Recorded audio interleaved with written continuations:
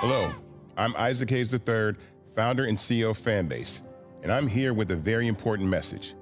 We are at a turning point in the Black community where we must have equity in the apps we use that scale to billions of dollars. But this time, we own the infrastructure, we own the culture, and we shape the future. And Fanbase is the future. Fanbase combines the free functionality of Instagram, TikTok, and YouTube into an all-in-one platform built for the evolution of social media and monetization. With over 1.4 million users, that's real proof that we are shifting the conversation of tech ownership and equity for creators. So right now, I want you to go to startengine.com/fanbase and invest today. The minimum to invest is $399. That gets you 60 shares of stock in Fanbase at $665 a share. This marks a turning point in Black ownership of social media. If we don't take this opportunity to own social media right now, we will always be customers to our own creations. And that can't go on. So once again, go to startengine.com/fanbase and invest today. We must own the platforms where our voices live, our stories matter, and where our culture drives the world. Thank you.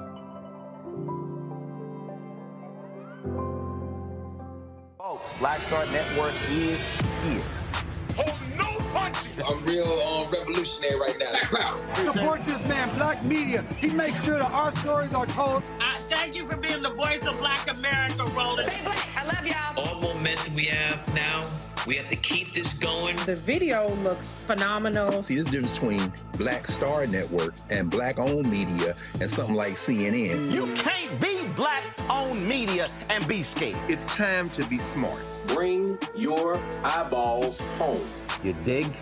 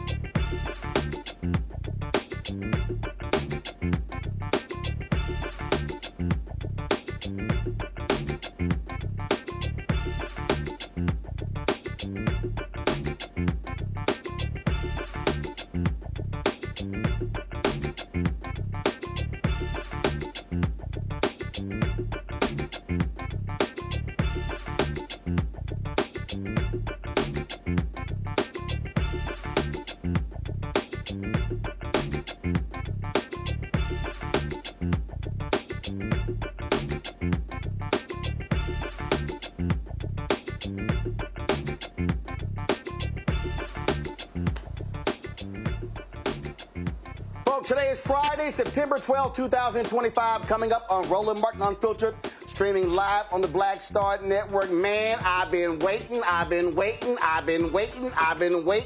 to talk to y'all all day. Hashtag, we tried to tell you. MAGA is losing its mind because one of their own was arrested for the murder of Charlie Kirk. His mama, his daddy, his grandmama, they're all MAGA. They're all Trump supporters. Early reports say he felt Charlie Kirk was not conservative enough. Oh, we got CVS long receipts how all of these right-wingers who are blaming the left and blaming black people and blaming transgender, they are deleting tweets, deleting videos. We got lots to talk about. Also, MSNBC sends out a shameful email to the companies, all the employees across the country, calling Charlie Kirk a father, a husband, a devout Christian, but they don't say nothing about his blatant racism. Is that how journalists are supposed to be acting? Also, Donald Trump says he's going to send the National Guard to Memphis next. We'll talk with State Representative Justin Pearson about that issue. And in Dallas, Black McDonald's operator Roland Parrish holds his annual golf tournament. He and I talk about black business and also the importance of giving back. Y'all buckle up. It is time to bring the funk on Roland Martin Unfiltered on the Black Star Network. Let's go. He's got it. Whatever the miss, he's on it. Whatever it is, he's got the scoop, the fact, the find. And when it breaks, he's right on time and it's rolling. Best believe he's knowing. Putting it down from sports to news to politics. With entertainment just for kicks, he's rolling. It's on go, roll, roll, y'all. It's Roland Martin, Rolling with Roland now. He's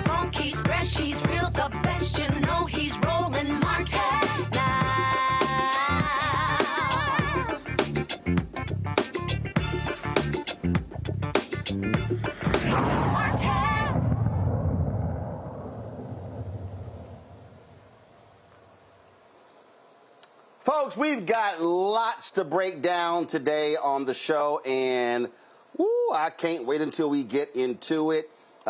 In about 20 minutes, we're going to talk to State Representative Justin Pearson, represents Memphis because Donald Trump plans on sending in the National Guard to Memphis to talk about the issue of crime. Lots of stuff that I want to get into on today's show. And then, of course, y'all know we are going to get into all of this nonsense that we saw today. How white MAGA is losing it. How all of a sudden, in 48 hours, we went from destroy, kill, take out the left, these destructive animals. I mean, they had all sorts of stuff to say, to now all of a sudden, let's pray. Let's pray. Let's call upon God to speak to our minds and hearts and pray for this troubled soul who allegedly shot and killed their beloved Charlie Kirk. I mean, it is a 180-degree turn. Because, see, it's amazing what happens when one of your own is busted, when one of your own, you come to find out, is responsible. I mean, we had nothing. I mean, nothing. But all kinds of stuff. So, y'all, I got to get into a whole lot of this. And so, y'all know we got lots to unpack. I mean, we got lots to unpack. It's going. I'm telling y'all, just want to buckle up. Y'all want to buckle up.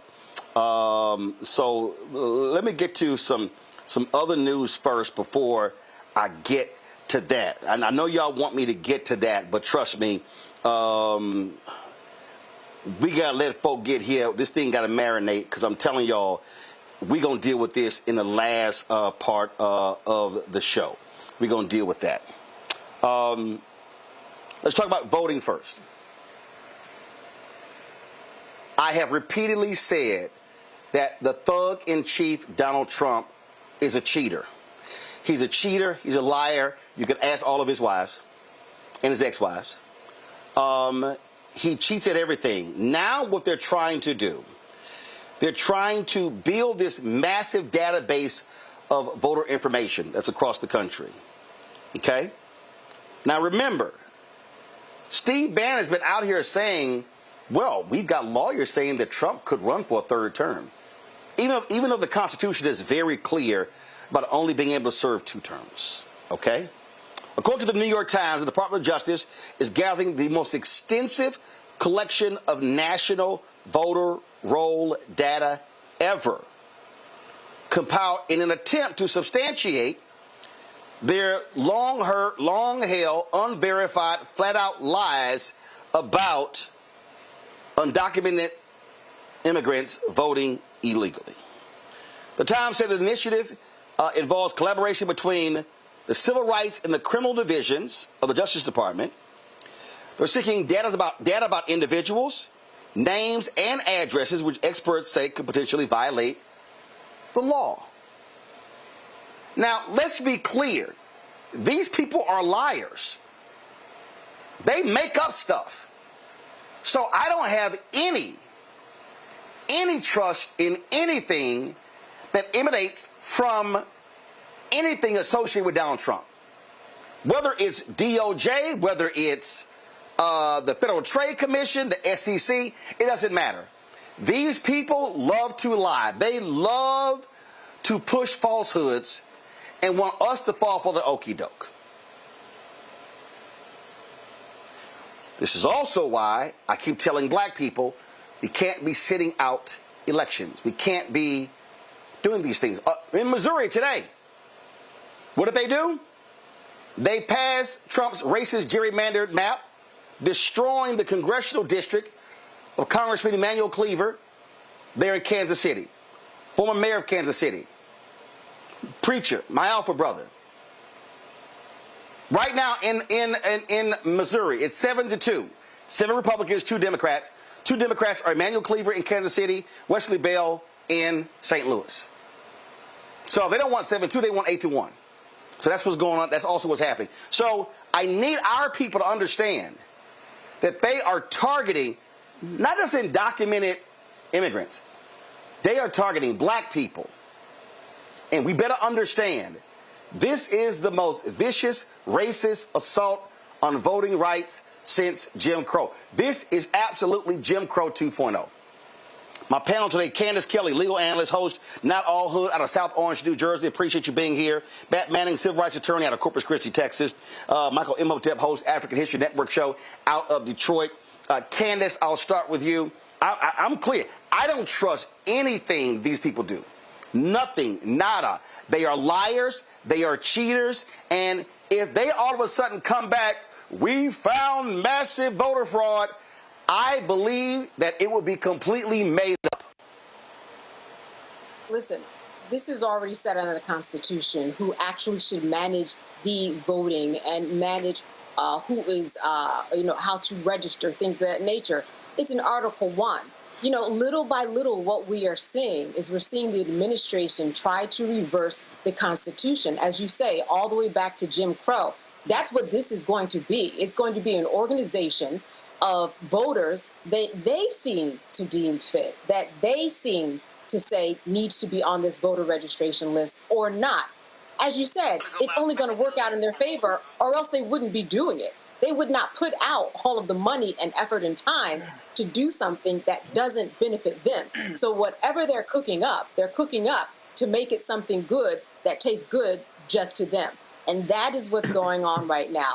I mean, there is no national voter registration, and that is for a reason. It belongs to the states. And as you mentioned already, we see what's happening with gerrymandering already, and what what the federal government is doing there. We know it's just going to bleed over into this composite of those who can vote. It will not work out well for anybody who has an accent, anybody who is a person of color, or anybody who might be below the poverty line. It will not work out.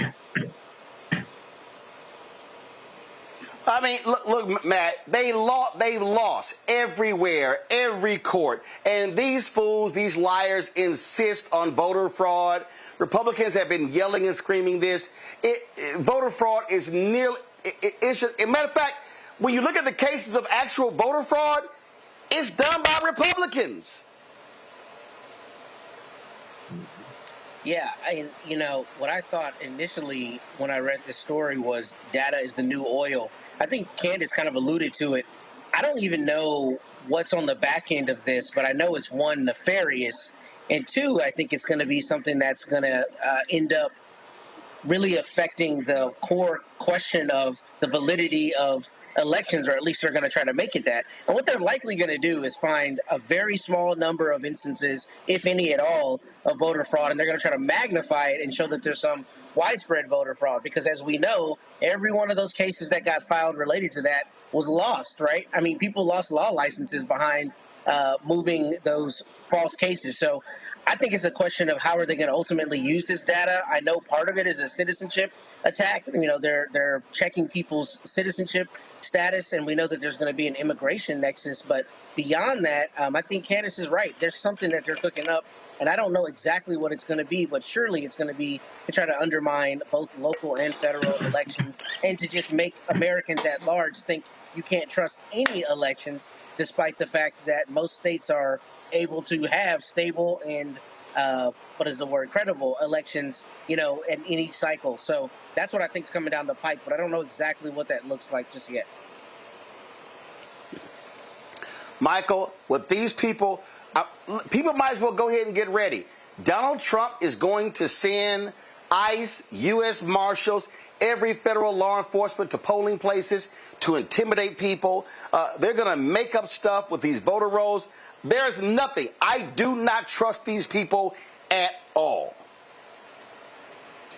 Right, and we shouldn't trust them. And in addition to ICE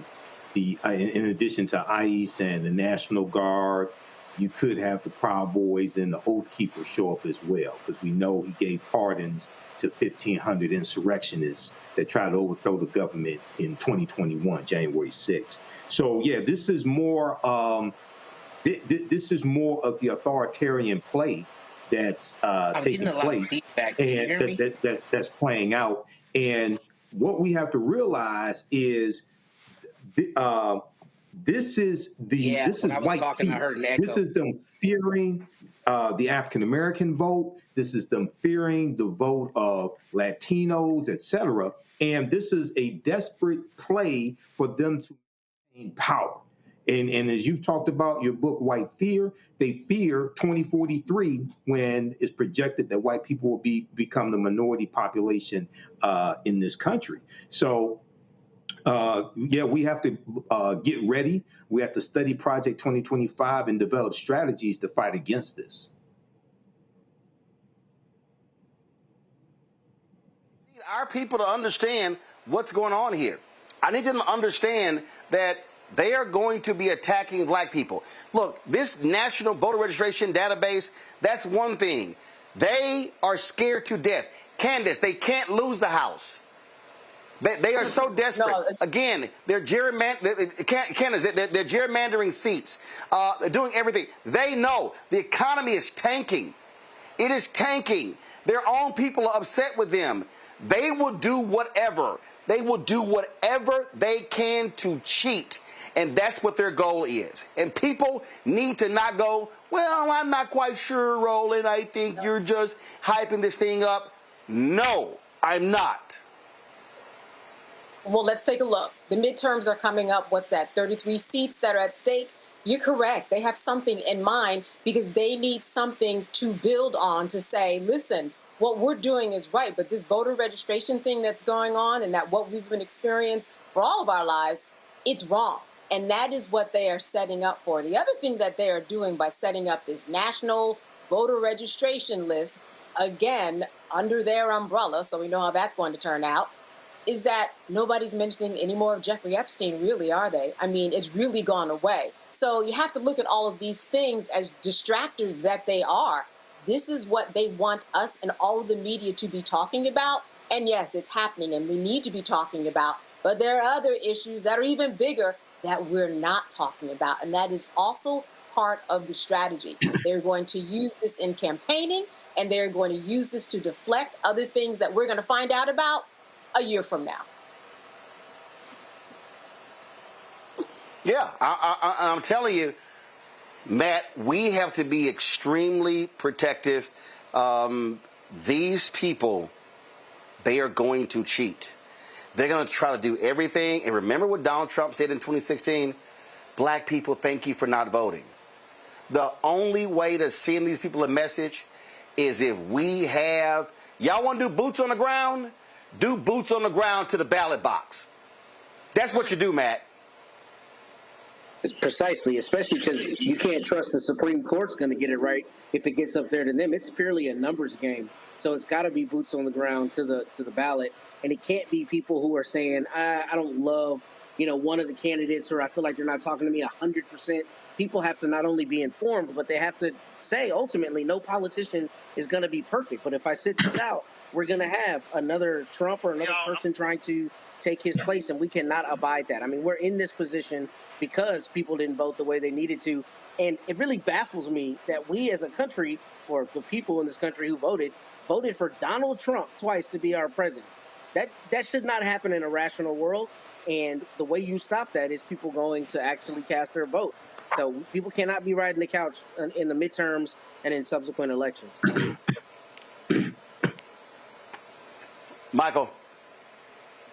Yeah, when I mentioned Project 2025, it's important for people to understand that 47% of Project 2025 policies have been implemented in approximately the first 8 months of Donald Trump's presidency, and that's tracked by Project 2025 tracker. Secondly, I think we have to change the language. It's not they are going to cheat, is they are cheating. What we just saw in Missouri today, okay, with the new maps, that is cheating. what we saw in Texas, what Republicans in Texas gerrymandering the maps mid-census,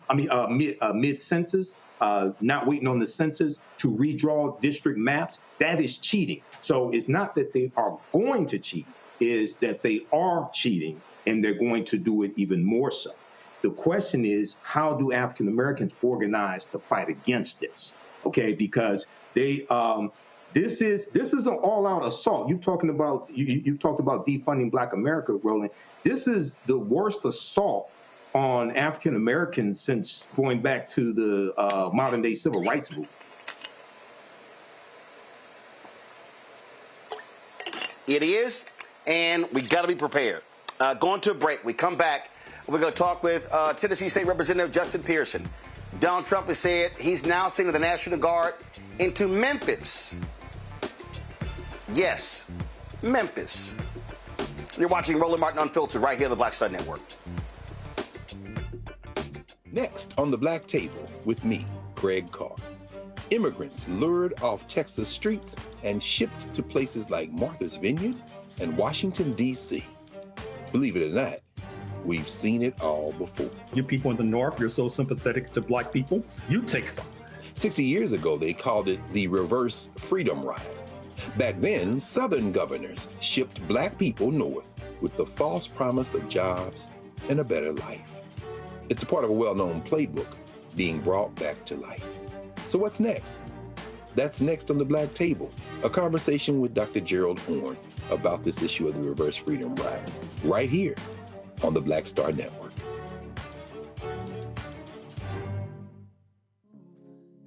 Black Star Network, what's happening? It's your man, Kim. And look, my new single, Rock With Me, is on fire. We debuted as the #1 most added and greatest gainer at R&B radio. So look, I want you to go check it out at musicbykim.com. Listen to it, download it, tell me what you think about it. Also, make sure you sign up to be a part of my community so we can stay connected. At Music by Kim on all social media platforms. Thank you for rocking with me. And keep love on the one. 'Cause I want you to rock with me. We live in a strange world till the darkness falls forever.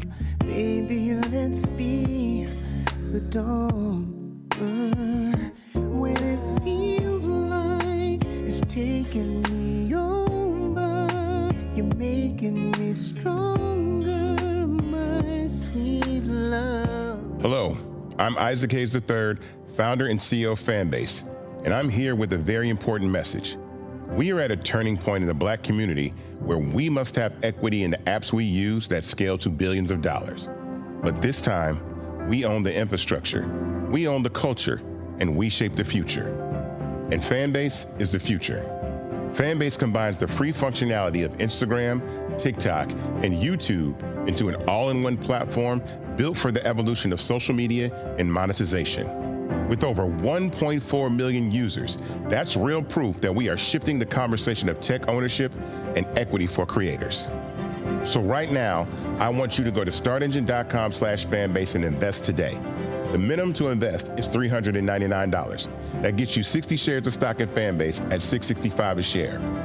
This marks a turning point in Black ownership of social media. If we don't take this opportunity to own social media right now, we will always be customers to our own creations. And that can't go on. So once again, go to startengine.com/fanbase and invest today. We must own the platforms where our voices live, our stories matter, and where our culture drives the world. Thank you. On the next Get Wealthy with me, Deborah Owens, America's Wealth Coach, we talk about the principles of mindset, strategy, and execution. This week, we're adding a fourth, faith. You're going to hear from a mother and daughter duo who are helping thousands of Black women build wealth, all through their faith. You are more than you can ever imagine. Not just obtaining things to show that, but seeing yourself. Making your faith work for you. That's right here on Get Wealthy, only on Black Star Network.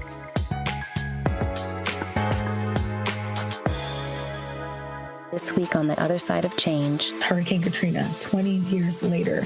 Cannot believe that it's been more than 20 years since we saw Black people and Black communities across New Orleans and the South being failed by our government. But it's a harrowing lesson. We're going to unpack how race and class intersect in ways and how we need to talk about this government doing more for our communities. Again, you're watching The Other Side of Change, only on the Black Star Network. Hatred on the streets, a horrific scene, a white nationalist rally that descended into deadly violence. White people are losing their damn minds. As an angry pro-Trump mob storms the U.S. Capitol, we've seen shooting. We're about to see the rise of what I call white minority resistance. We have seen white folks in this country who simply cannot tolerate Black folks voting. I think what we're seeing is the inevitable result of violent denial. This is part of American history. Every time that people of color have made progress, whether real or symbolic, there has been what Carol Anderson at Emory University calls white rage as a backlash. This is the rise of the Proud Boys and the Boogaloo Boys. America, there's going to be more of this. Here's all the Proud Boys, guys. This country is getting increasingly racist in its behaviors and its attitudes because of the fear of white people. The fear that they're taking our jobs, they're taking our resources, they're taking our women. This is white fear.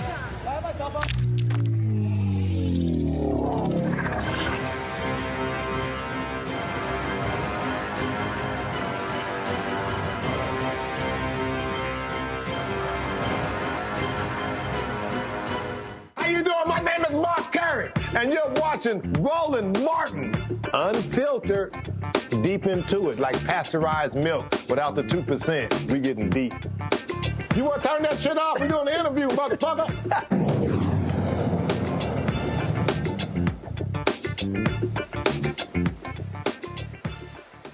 Donald Trump is sending the National Guard to Memphis. The Tennessee governor, Governor Bill Lee, he's certainly happy with it. Well, the mayor of Memphis, Paul Young, said he did not ask for it. It's not his choice, but the decision has been made, so therefore he'll work with them. I don't understand that decision. He doesn't have to work with them. It's not like he doesn't have the same issues that Muriel Bowser has in Washington, D.C., where the feds can have control over Washington, D.C. Joining us right now is State Representative Justin Pearson. Glad to have you back on the show. In a second, we're going to play some of the mayor's news conference today. But this is clear. Donald Trump, red state governor. He's not going to oppose this. He got opposition from Governor Pritzker in Illinois, Democrat. Opposition from Gavin Newsom in California, Democrat. So now he's found his perfect foil, a red state governor who says, sure, come on in.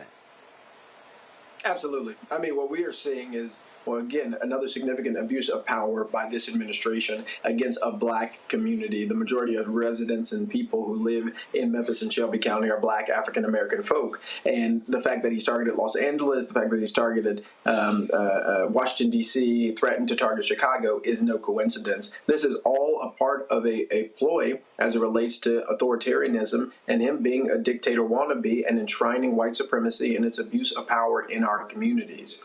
And so we have to speak up at minimum and resist what is happening, because this is only the start. We know this is not how it ends. Midterm elections are coming up. Presidential elections are coming up. So what happens when he deploys the National Guard into our communities during those times? And as you said, this is a state that's run by Republicans.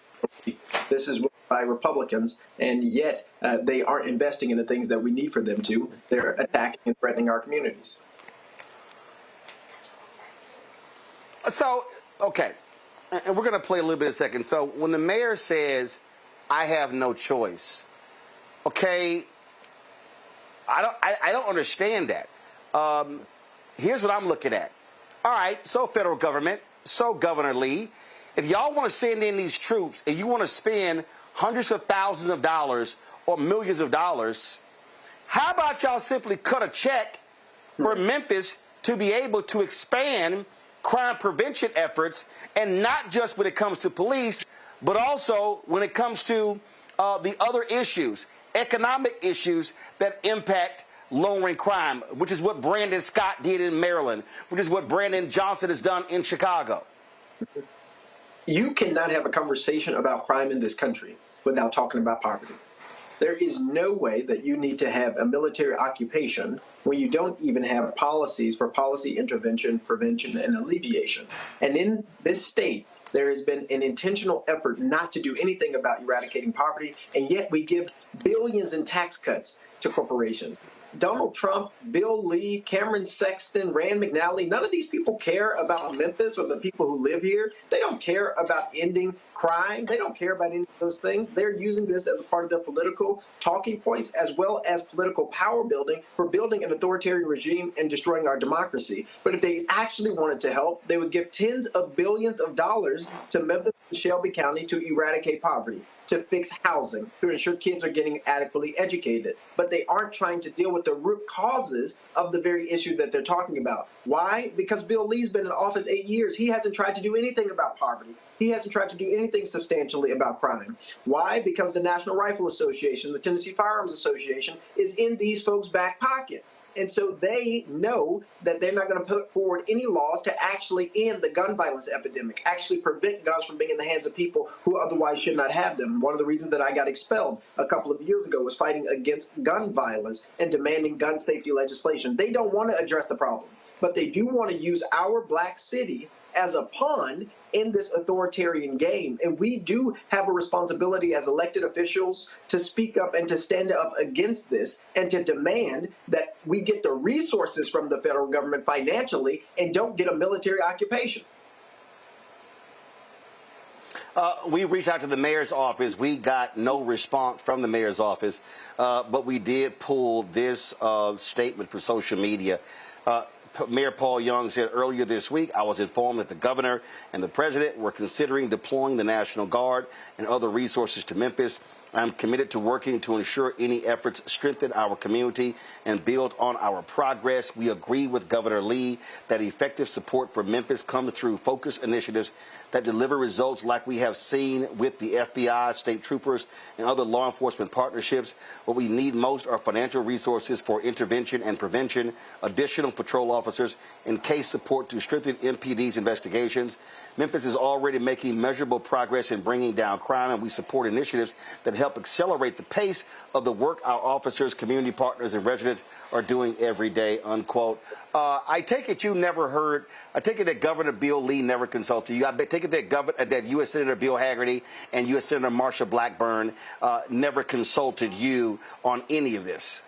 Absolutely not. They haven't consulted me, they haven't called, and they won't. They won't call because they actually don't want to address the root causes of the problems that we're dealing with.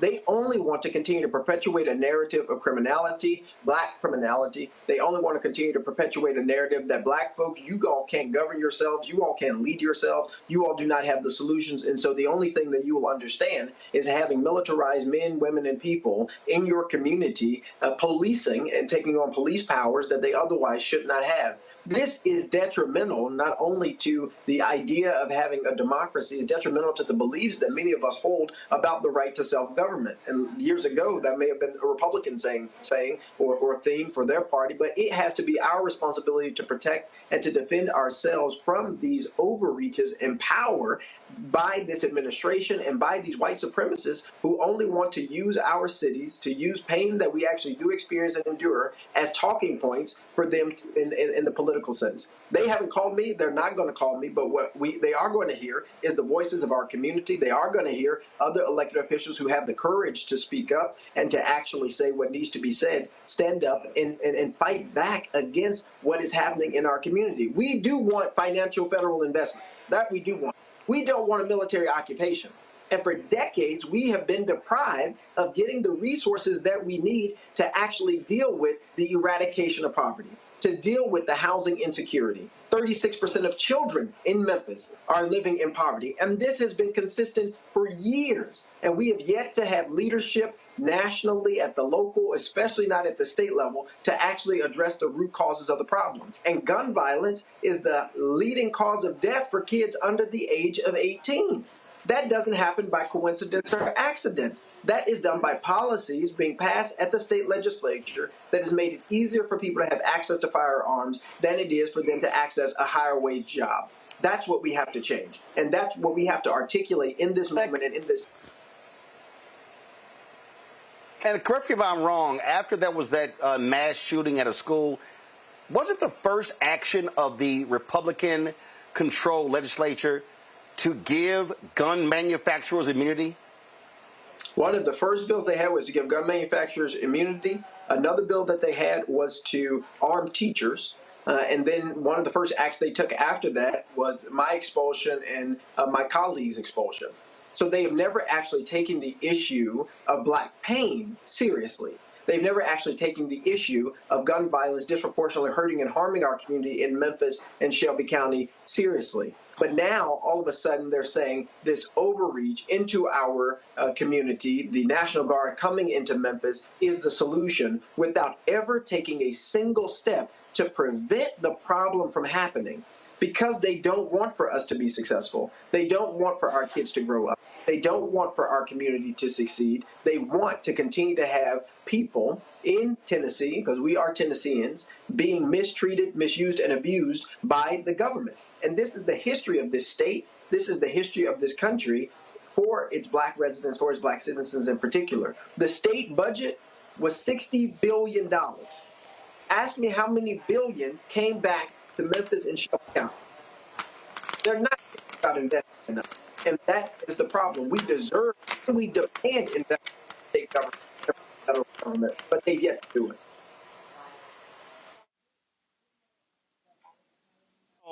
Matt, you're first.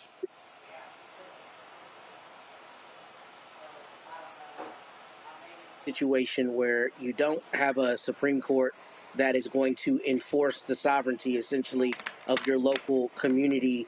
What funding or appropriations or other mechanism do you have to push back? Because before you answer, what I've really been struggling with is we really have a crisis of federalism in this country right now. You have a president who's far overstepping his bounds into realms that are supposed to be yours, right? Or other locally elected politicians' realms of influence. So what do you see as mechanisms to push back against that when you see the courts, at least the Supreme Court, is not holding the line the way it needs to?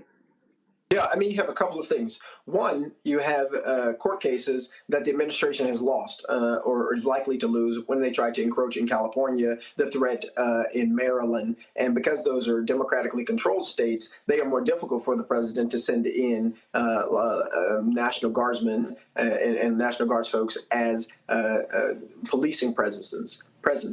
But when you have a very weak, cowardice Bill Lee or Republican leaders like Cameron Sexton and the like in Tennessee, they're able to more easily corrupt them because they're Republicans in power and misuse their authority against their citizens, in this case, citizens in Memphis and Shelby County.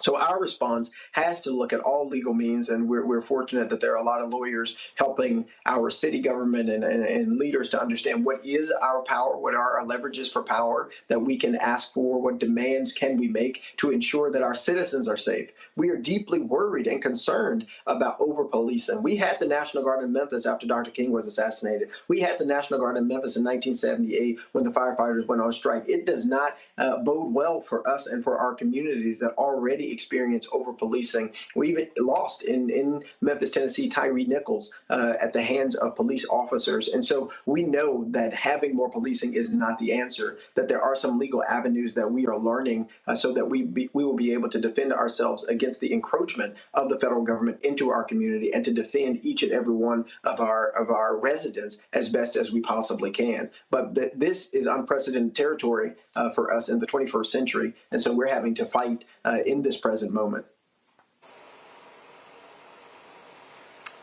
Let's go to Candace. So you mentioned Tyrese Nichols, and certainly these 3 of the 5 officers, they've been granted new trials because of something that the judge said. And I am wondering, what is the state of the police there in your estimation? Have there been any type of changes or anything that you've seen with boots on the ground with the police since the beating death?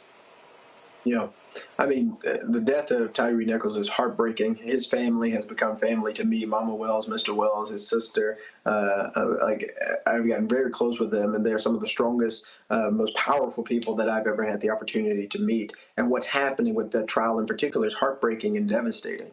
The fact that a new trial has been granted for these 3 officers who were each found guilty of some crime very recently until that was overturned because a judge said something that he should not have said, and it tainted the entire case, according to the judge who reviewed that appeal. And so there's a lot of heartbreak and pain and shock as it relates to the case of Tyre Nichols and elevating his life, and the case of the officers, I would say, who took his life away. When it comes to our policing in our city, we tried and did pass laws locally to protect our community. The state preempted our laws and tried to undo them. The chief of police has said that she's following those following those policies that were passed by the city council, I do believe. But the reality is we are still over-policed, particularly in poor, black, and brown communities more than anybody else. We're still more likely to die at the hands of police officers than any other demographic of people. And so we have not solved, again, all of the problems that need to be addressed as it relates to policing in our communities. And the National Guard, they are not a police force. They have no idea about community policing. They do not have the work, the role, the responsibility of policing communities. That's not their jobs. And so you're putting very ill-equipped and ill-trained people into an urban setting, a city setting as ours is, and giving them powers, potentially giving them powers and giving them authority that they should not otherwise have, which can only be detrimental for our community. And we have to fight and speak up and speak back now, because we shouldn't wait until something bad happens to call out what is going on, that we have a white supremacist president of the United States attacking a black community and weaponizing the military to entrench an authoritarian regime. And the consequences of that for our community are detrimental and could be dire. And so we need to speak about it now, so that if there are ways that we can prevent that and protect our citizens, protect our people, we're able to do that. And I know a lot of good community organizations are already working on Know Your Rights trainings, because we are going to have to protect ourselves. Memphis is going to protect Memphis. And that's the work and that's the responsibility right now. Michael? Representative Pearson, today Associated Press has an article about this, and they said that Donald Trump said on Friday that he decided to send troops into Memphis, Tennessee, after Union Pacific CEO Jim Vena urged him to do so earlier in the week to address crime in the city of Memphis, Tennessee. Now, this is at a time when Memphis has overall crime has hit a 25-year low. The first 8 months of 2025, and murders have hit a 6-year low as well. Do you know anything about this conversation? Have you heard anything about this? Number one. Number two, what type of investments would you like the federal government to make? We know $811 million in public safety and victim service grants have been cut by the Trump administration. So what type of investments would you like to see? Yeah, I mean, it's a terrifying thing when a very wealthy person can meet with the President of the United States one time, and then a decision that impacts over 900,000 people in my city and county happens almost overnight and is announced on Fox and Friends. That's too much power that's being given overwhelmingly to wealthy white men in the United States of America. But in our city, we're even fighting Elon Musk and the Chamber of Commerce, Ted Townsend. It's the same principle. Wealthy white people being able to dictate what is good, what is necessary for our communities. And that isn't how you build safer communities, healthier communities, communities that are going to be sustainable into the future for future generations. And so I've heard of that conversation. It concerns me greatly because billionaires are running our government, and they're running it in the conversations that they're having. They're running it in the laws that they're passing, such as the big ugly bill that literally gave $4 trillion worth of wealth to rich people in this country and stole it from poorer people. Like this pattern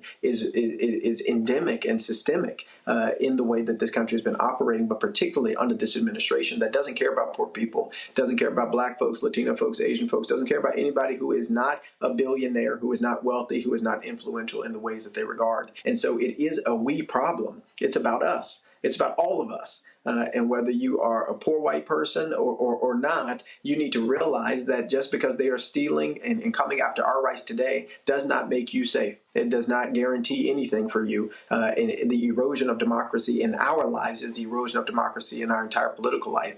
And what are the investments that we need?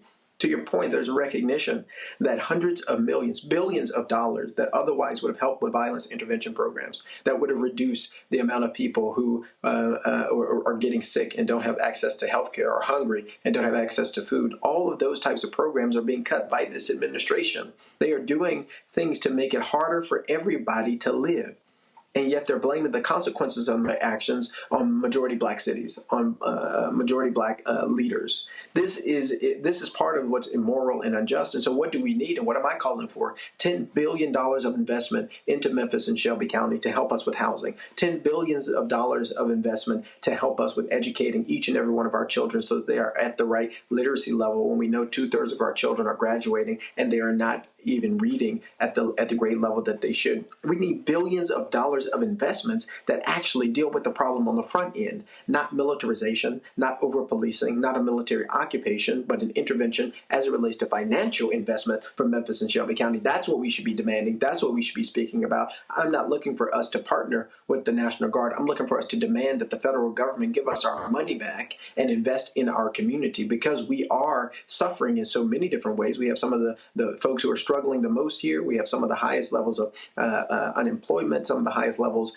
of people being unhoused. We've got some real challenges, but we need the federal government to do its job and get us more resources. And that's the job of our congressmen. That's the job of our city leaders. That's the job of the President of the United States. And if he would focus on that job, we wouldn't be talking about crime in so many different places. All right. State Representative Justin Pearson, man, we appreciate it. Keep up the good fight. Hey, we're fighting together. Let's keep going. All right, thanks a lot. All right, folks, going to a break. When we come back, we have got to talk about how white MAGA is losing their shit because one of their own was arrested for the murder of Charlie Kirk. We're going to tell you about Tyler Robinson, his family, where he went to school, and it's a whole lot of tweets and videos that are being deleted, taken down, and it's amazing how the tone has also shifted. Oh, we got a lot to unpack on right here on Roland Martin Unfiltered on the Black Star Network. Don't forget to support the work that we do. Join our Bring the Funk fan club. Our goal between now and December 31st is to raise $1 million to support this show. If you want to contribute to the effort, please go. You want to use Cash App, use the Stripe QR code. You see it right here, the QR code right there, bottom left-hand corner. That's for Cash App, credit card applications. PayPal's R Martin Unfiltered, Venmo RM Unfiltered, Zelle, Roland at RolandSMartin.com, Roland at RolandMartinUnfiltered.com. Checks and money orders, make it payable to Roland Martin Unfiltered, P.O. Box 57196, Washington, D.C. 20037 7-0196. We'll be right back. I'm Dr. Greg Carr, and coming up on The Next Black Table, we're speaking with Dr. Lucius T. Outlaw Jr., master teacher and philosopher. He takes us on his journey to discover and celebrate Black philosophy. From my undergraduate years at Fisk all the way through my PhD, I was never in a philosophy class where I had a professor who was a person of African descent, nor a sign of text written by a person of African descent, ever. How he pushed back at those who said there was no such thing and got us all thinking about what it means to be Black. That's on The Next Black Table, exclusively on the Black Star Network. This week on A Balanced Life with Dr. Jackie, we're talking all things entrepreneurship. Whether you want to jump right in, take a leap of faith, or you've just been thinking about it for a while, we're having a one-on-one candid conversation with Dr. Tierney, our level up coach and YouTuber of the amazing Hey Sugar. So let's talk about entrepreneurship. Before you jump out here, know that it is some work that goes into it. And not necessarily the work in the business itself, but some inner work. That's this week on A Balanced Life with Dr. Jackie on Black Star Network.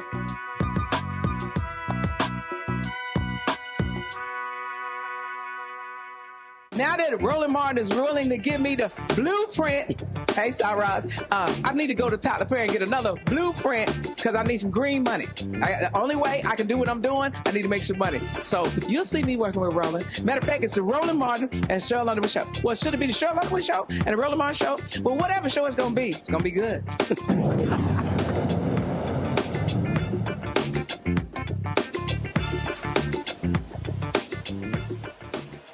All right, folks, big news today. They announced in Utah that a suspect was arrested in the shooting death of Charlie Kirk, the right-wing provocateur who was gunned down while speaking at a university in Utah. Tyler Robinson is the young man's name. He was turned in by his father, former law enforcement, former sheriff, minister. He comes from a MAGA family. His grandmother's on record saying, I don't know anybody in this family who was a Democrat. And what's now we're hearing that, according to reports, that he was a groyper. That is a far right, Nick Fuentes, the racist, white supremacist, acknowledged white supremacist, anti-Semite. He apparently is a follower of him. Also, crazy deranged Laura Loomer. She's been deleting a lot of her tweets as well. A lot of her tweets dealing with Charlie Kirk as well. It has been an unbelievable day, folks. And just watching all of this stuff unfold, it's been unbelievable. There was also, of course, the news conference. This weird statement from Kash Patel. So I don't know what the hell he was talking about. But check this out. So Nick Fuentes, now y'all need to understand, this dude had 200,000 people watching him live last night. He has cultivated a massive following, and he was highly critical of Charlie Kirk, attacking Charlie Kirk as not being a real Christian. The videos are amazing to see this whole back and forth. Oh, this is also the guy who had lunch with Donald Trump along with Kanye West at Mar-a-Lago. So just so y'all understand how all this is wrapped up. And what's crazy is, remember, they were blaming the left, calling for folks to be fired, all sorts of stuff. But it's amazing how their tone has totally shifted. Totally shifted. Now that a white guy, we tried to tell you. Remember, I told everybody, stop jumping to conclusions. Let's play it all out. No, the left, they're radicals, they're crazy, they're terrorists. What say you now? So, Fuentes, who was on the receiving end of a big New York Times article last week, realizing he's about to get a lot of heat for his views, he posted this video today. This is a very delicate situation. This is a very delicate situation. I fear that this has set off a chain reaction. I pray to God there is no further violence. I pray to God that nobody else is hurt as a result of this. I hope that it stops here. It should stop here. To all of my followers, if you take up arms, I disavow you, I disown you in the strongest possible terms. That is not what we are about. And the same goes obviously for the other side. And I want to make that very clear. It would be a profound moral, political mistake for anybody to take the bait and to engage in any kind of reprisal, retaliation, revenge. Remember, we are the good side. And what makes us good is that we have Christ. What makes Christianity and Christ so different from the other religions is that our religion is based on the bearing of suffering for the sake of even those that persecute us. An overflowing of love, an overflowing of self-giving love, so much of it cannot be contained. An unconditional, absolute standard of love for all of God's children, even those that are misguided, even those that persecute us, even the most heinous among us. That is what makes us different. That is what makes us good. You think you're good? You're not. You are not good. I am not good. You are a man. I am a man. You are a sinner. I am a sinner. We cannot save ourselves. We cannot save this world. God can save us. God can save the world. And God saves us, and God saves the world by drawing all of us up onto the cross with him. And we join not just in his glory, but in his suffering. Real suffering, not imaginary, not a nice story, real suffering, real death, real destruction, real misery. We bear a cross like Christ bears a cross, like his disciples, like the martyrs, like the saints bear a cross. And you better get comfortable up there. Drink up. And you bear that cross not for your kin, not for yourself, not for your children, which are an extension of yourself. You bear that cross and that suffering. You drink from that chalice for your enemies. Sounds pretty desperate to me, huh? Yeah, I thought so. Utah governor. He has been talking about how we need to bring folks together. Here's Utah Governor Spencer Cox. He was hoping the killer wasn't even American. You know, this bad stuff happens. For 33 hours, I was praying that if this had to happen here, that it wouldn't be one of us. That somebody drove from another state, somebody came from another country.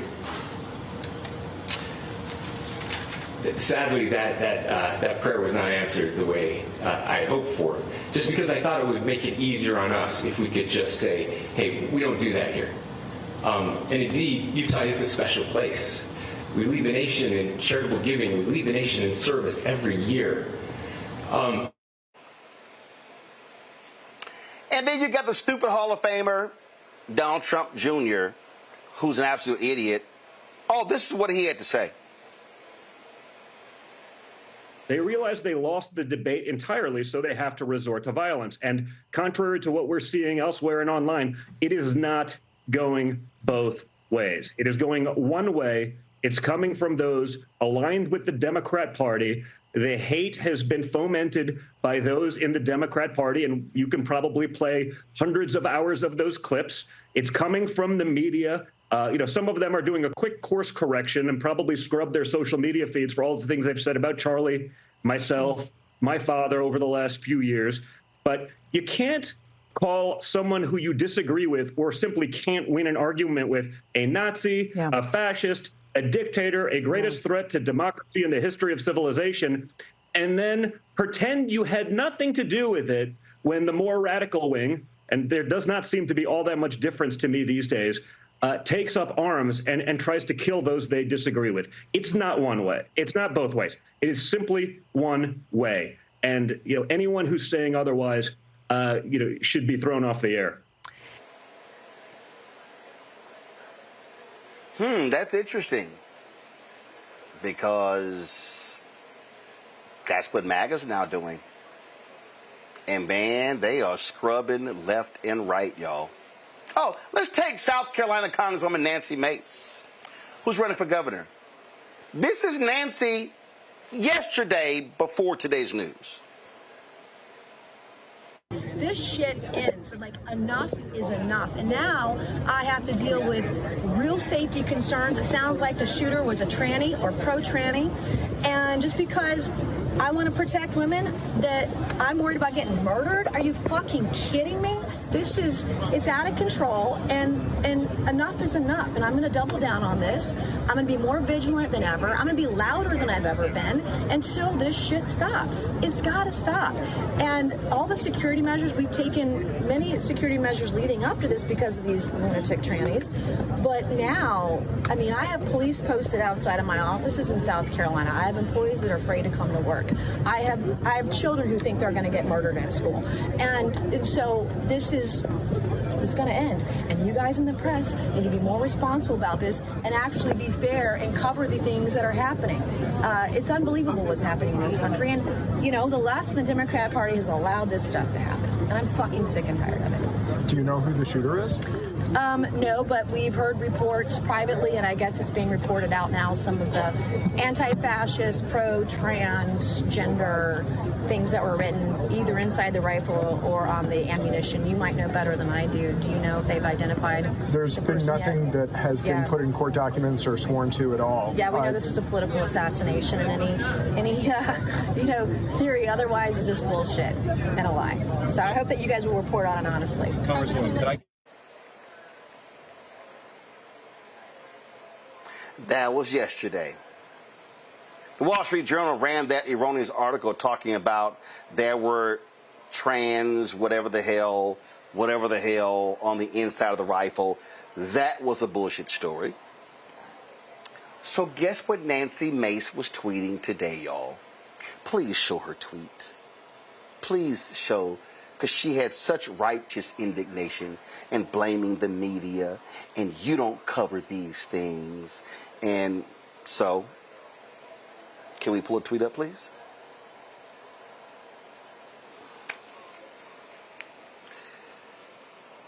Okay. Give me a second, y'all.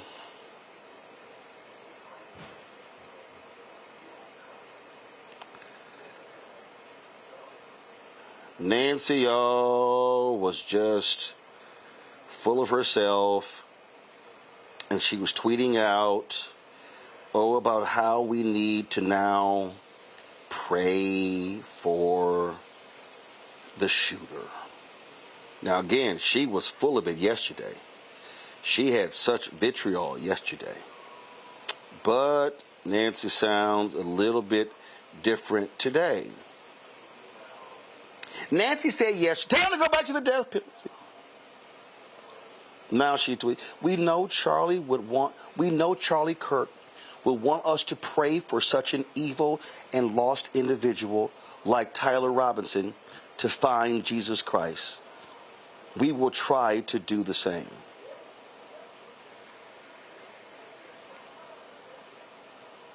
Matter of fact, it gets better.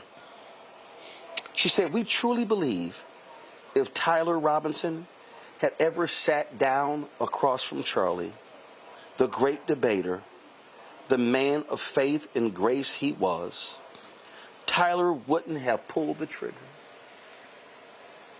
Wow. That is an incredibly different tone than Nancy yesterday. Ain't that grand, y'all? So I got more to show you, okay? Laura Loomer, who was ripping into Charlie Kirk. Now we know that Tyler Robinson apparently was following Laura Loomer on social media. So Loomer has been feverishly delete. Come on, pull up her tweet, please. Let's show you what poor little Laura was saying. They sent a trained sniper to assassinate Charlie Kirk while he was sitting next to a table of hats that said 47. You could be next. I hate to say it, but I have a sick feeling we'll be seeing more targeted assassinations. The left are terrorists. Today. Next, come on, y'all, next. It's time for the Trump administration. Now, this is also, you see September 10th. This is also September 10th, y'all. 2 days ago, the day of the shooting. It's time for the Trump administration to shut down, defund, and prosecute every single leftist organization. If Charlie Kirk dies from his injuries, his life cannot be in vain. We must shut these lunatic leftists down once and for all. The left is a national security threat. Don't we have another Laura Loomer post? Do we have another one? Okay, well, because here it says I had 3 of them. It says I had 3, so don't you have another one? My graph says I have 3 graphs. Okay. All right, y'all. Now, this is the same Laura Loomer, y'all, who was... Pull it up, please.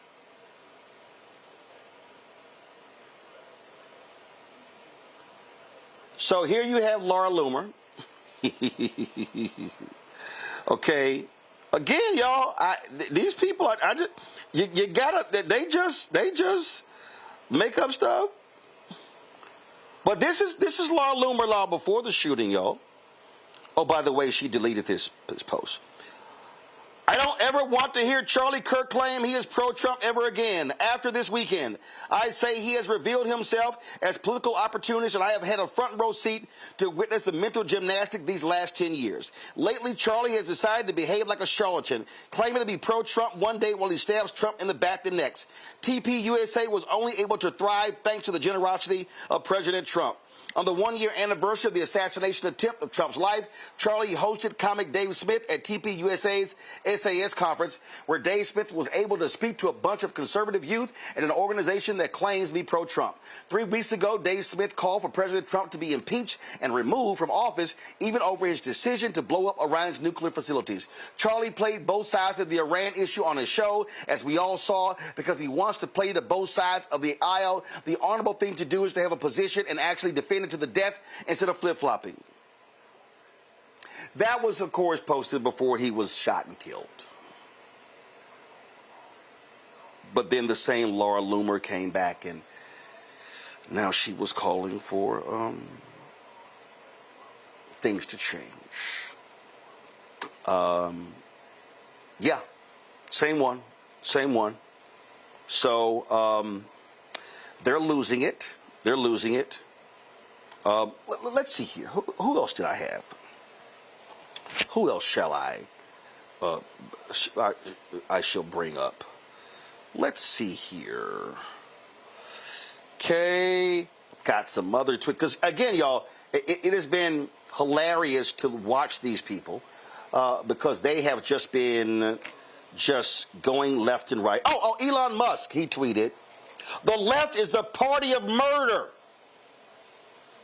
But now we know it wasn't the left. Oh, how about crackpot James Woods, the actor, MAGA, nutcase? It's not gun violence, it's Democrat violence. Then he tweeted, "Dear leftists, we can have a conversation or a civil war. One more shot from your side and you will not get this choice again." Then James Woods posted something.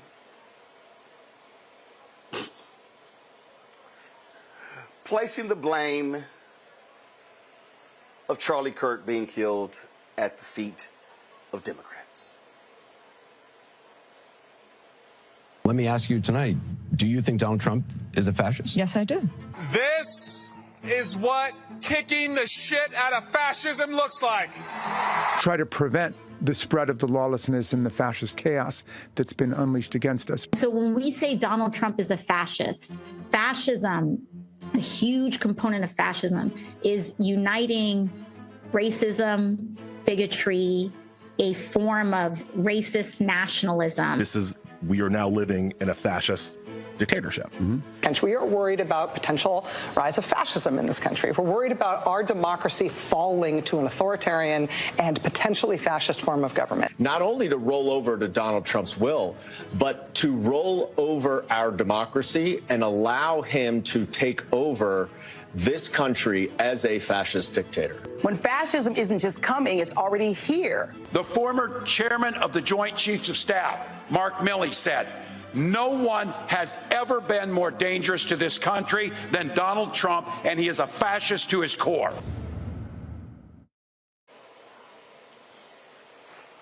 But all those were lies, y'all. All of these are lies. And now they are now scurrying. They're scurrying. They're literally on social media deleting posts. They're changing their tune. They were calling for people to be fired. Two sources say that Pete Hegseth has been saying, fine any member of the military who tweeted anything negative about Charlie Kirk so they can be punished. You got crazy-ass Louisiana Congressman Clay Higgins talking about, that's right, we will cancel anybody. We're going after anybody who say anything negative about Charlie Kirk. But they're now trying to figure out. Oh, I love the latest. He was radicalized when he went to college. He was there for 1 semester. These people are nuts. And what they did was, it was a total rush to judgment from the moment it happens. And what did I tell y'all? Chill out. Allow this thing to progress. Let's find the truth. No! Everybody. Time magazine, political violence. They all going. Now we know it was one of their own. HBCUs getting bomb threats. We had nothing to do with this. White dude at a white college in a white state gets shot by a white guy. That's white on white violence.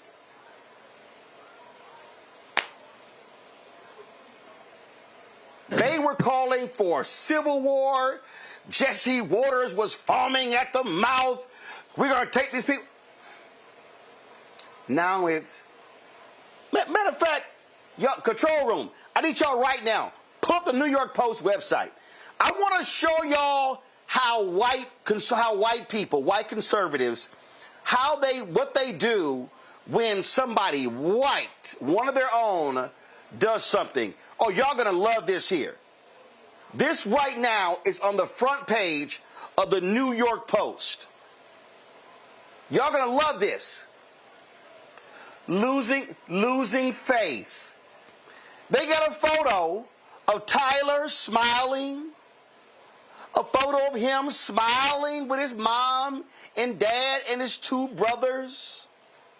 Tyler Robinson was raised Mormon and allegedly killed Charlie Kirk moments after influencer praised the church.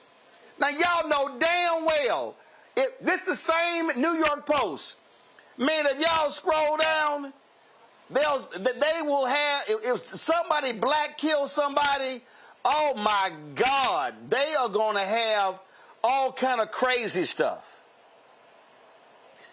Matter of fact, go down.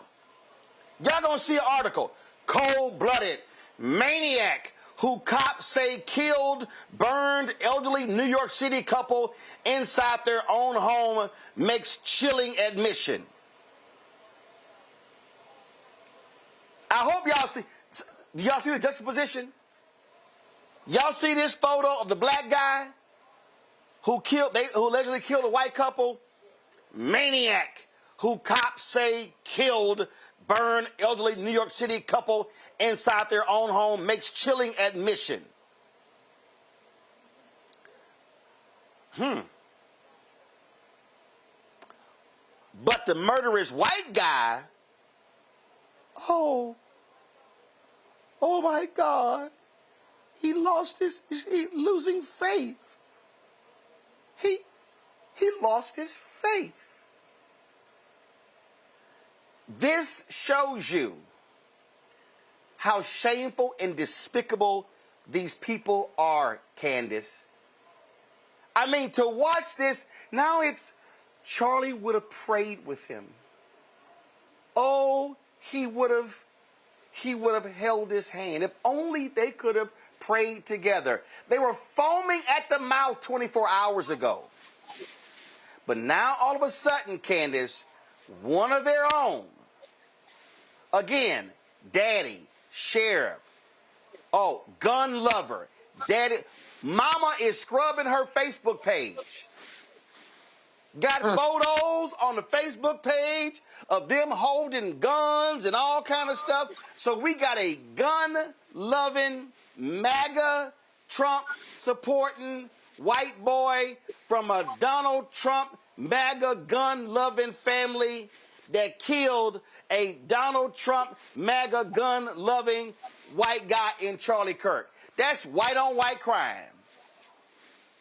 And don't forget, his mother said that he was the ideal model student. And, you know, when I look at this and I think about what went on years ago, because the authorities in Utah said that they received 7,000 tips. They hadn't received this many tips since the Boston Marathon bombing. And what happened with that bombing? The same thing that you're talking about. They put two people on the front of the newspaper, and then they had to pay millions of dollars. I think it was the Daily News or the Post had to pay millions of dollars because they got it wrong, because of the way that they portrayed him. The same way that they're portraying this young man now as if nothing is wrong. And that is what is the matter with journalism today. I think all of this is wrapped up in journalism. All of it's wrapped up in the media, how we actually portray the people who did what they did and try to find some truth in it, like people like us on the other side. It is very difficult to discern because everybody is out there giving their opinions. We have to be smarter consumers, know that a lot of people who are out there, who are posting, who are saying things, they're doing this for just pure entertainment. What that woman said about the transgender and stuff that was written on the bullets, that was all made up. Look at Fuentes, that the young man that you showed a bite. He's been kicked off several social media platforms because of hate speech. But now he's talking about Jesus on the cross. Roland, I'm sorry. I just cannot even take some of these people seriously because I think in their heart of hearts, in terms of what they posted and all that you've gone through, they don't take themselves seriously. They're really kind of like acting to me. I mean, that's what I see. They're putting on a performance in order to eventually get what they want, which is vote, to keep people in the middle of chaos and to continue to divide people. That is what is going on now. That's what we see playing out in the media. And actually, this is what we've always seen. Nothing new, nothing has changed. It's just that now we have a digital record of everything that we've thought and everything that, we think is happening, and we now have to go to correct ourselves. But this has been happening for decades. Nothing new. Yeah, and what's crazy here, Michael, all these media people are getting exposed because what they've been doing is, oh my God, lionizing Charlie Kirk. Again, Christian father, Fox News is planning a primetime special, all this sort of stuff. And in fact, check this out. So NBC, now remember, they fired Matthew Dowd, the commentator, and I'm going to tell you what he said in a second.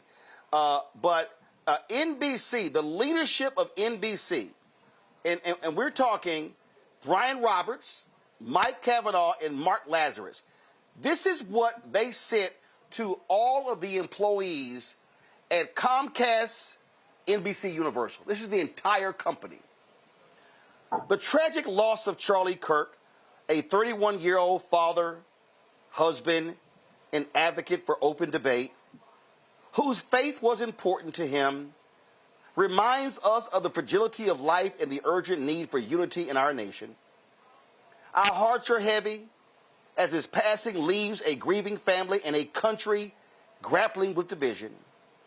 There's no place for violence or hate in our society. You may have seen that MSNBC recently ended its association with a contributor who made an unacceptable and insensitive comment about this horrific event. That coverage was at odds with fostering civil dialogue and being willing to listen to the points of view of those who have differing opinions. We should be able to disagree robustly and passionately, but ultimately with respect. We need to do better. Charlie Kirk believed that when people stop talking, really bad stuff starts.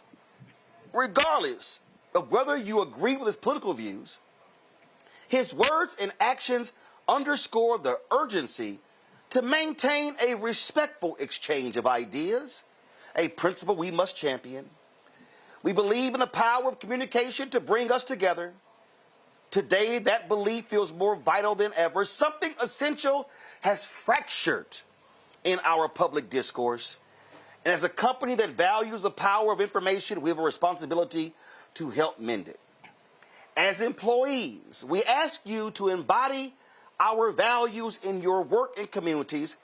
We should engage with respect, listen, and treat people with kindness.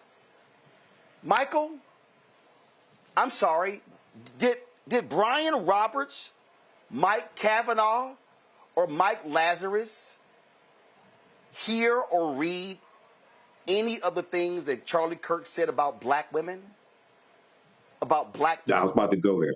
About Reverend Dr. Martin Luther King Jr.? I mean, that's what they said, respect and treat people with kindness. We have been seeing the last 48 hours. A lot of folks post a lot of those comments. So imagine if you are a black, Latino, Asian American woman working for NBC, Comcast, Universal, how you would feel when the leadership sends that out. And then talking about him, his faith was important to him. But clearly, the stuff he said about people that look like us clearly didn't matter to these NBC, Comcast executives. Yeah, you know, NBC, Comcast, and I know MSNBC has spun off from NBC, but you still have the same mentality running MSNBC with Rebecca Cutler, who fired. No. Keep in mind. Keep in mind. No. Hold up, Michael. Keep in mind. Mark Lazarus, who's running that other company, he was on this email. So go ahead. He was one of the. Yeah. Mark Lazarus is on the email. Right. But, okay, so I was on Carl Nelson's show yesterday, WOL out of Baltimore, talking about this. And when you read some of Charlie Kirk's comments about intelligent, educated, accomplished black women, and let's be clear, the people, college dropouts like Charlie Kirk are intimidated by intelligent, educated African Americans, especially African American women. He said that you do not have the brain processing power to otherwise be taken really seriously. He said you had to go steal a white person's slot to be taken somewhat seriously. He's talking about them being beneficiaries of affirmative action, but he doesn't want to talk about the racism that caused affirmative action to have to be created in the first place. This whole thing, what you just showed from the New York Post, I think that was the New York Post you were showing those headlines from, that reminds me of an article from Huffington Post from 2014 called "When the Media Treats White Suspects and Killers Better Than Black Victims." And what this whole article does is it shows how when a white person goes and kills somebody or is a mass murderer, the media goes out of their way to show how it's so much out of their character. We're so surprised. He was a good engineer, things like this. But when it's an African American who is the victim of violence, they make it seem like they brought it on themselves. They go all back into their history, you know, and they had a drug problem and things of this nature. So that's what that's showing. But this is, you know, this is MAGA being exposed for what they are. Okay, and this ain't Christianity. This is white Christian nationalism. Let's be very clear. You know this, Roland. This is white Christian nationalism. They have no sympathy for African Americans. They have no sympathy for immigrants, things of this nature. And then when I saw Governor Cox say he was hoping it was not one of us, he was hoping possibly it was somebody from another country. Now I know he has been working even before this to bring down the tone of political rhetoric. And he's been working with the governor of Colorado. But some people may mistake that for saying, oh, you were hoping this was an immigrant who did this shooting? Because if it was, what would happen then? How would this explode? How would this explode? How would this be used if it was an immigrant who did this? I mean, Matt, that's what's so crazy. They literally are disappointed. I can't believe it was one of us. They are shocked. They are despondent that a Mormon, a MAGA Republican, gun-loving Mormon would shoot Charlie Kirk. They're just like, we can't believe this. We can't. And I love that people talk about Charlie. Charlie would have told him about Jesus. Nancy Mace, he's Mormon. And he got shot at the largest university in Utah, which is run by Mormons. Look, hate is the heuristic. And what's so interesting about this is what you highlighted in talking about Laura Loomer and Nick Fuentes and even Nancy Mace is this is political violence, because what this is you have a person who assassinated him because he didn't think he was conservative enough. And that's what I think is one of the lost parts of this conversation is there's not a discussion of the fact that if you foment hate and you blame the other side for all the ills, I mean, not only do you have the historical backdrop of exactly what happened in Nazi Germany and other places around the world where somebody was scapegoated and then it turned into, mass genocide, right, or mass casualty. But what you have here is you have people who are basically on the same side, if you will, who are so enraged by hate and so invigorated by the hate that they're killing each other because they think the other person is not the embodiment of who they say they are. I mean, when you started with those tweets about Laura Loomer, it's exactly what she was saying about Charlie Kirk, that he wasn't truly who he said he was.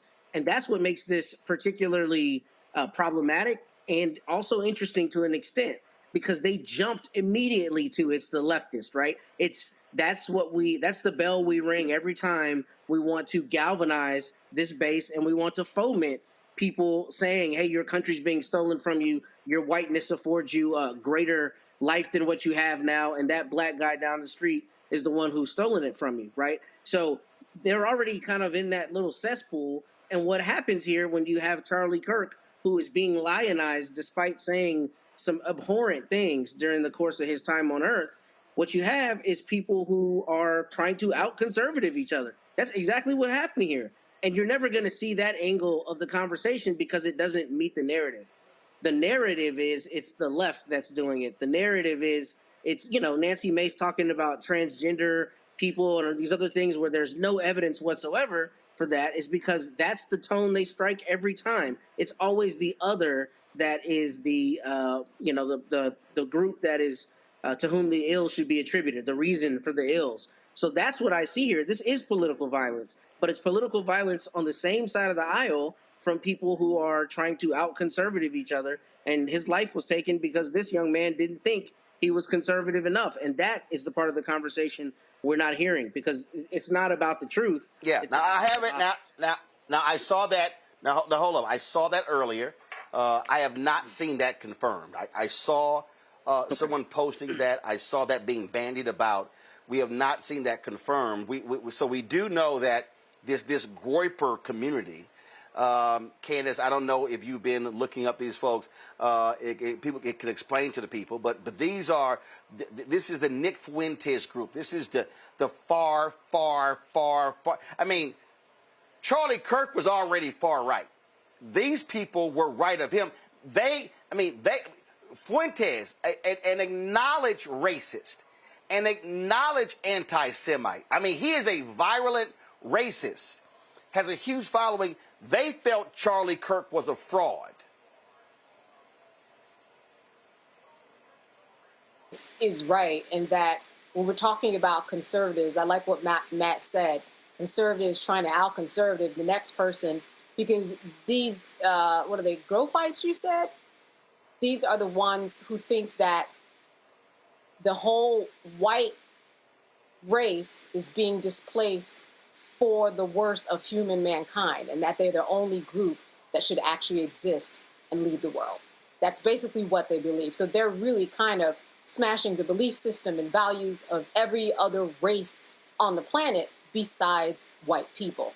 So if you think about anything within that spectrum, that's what they believe. So that really is, kind of out conservating the conservatives that are out there. But, it reminds me of something, people really don't understand that when they get online, they bait people to do things.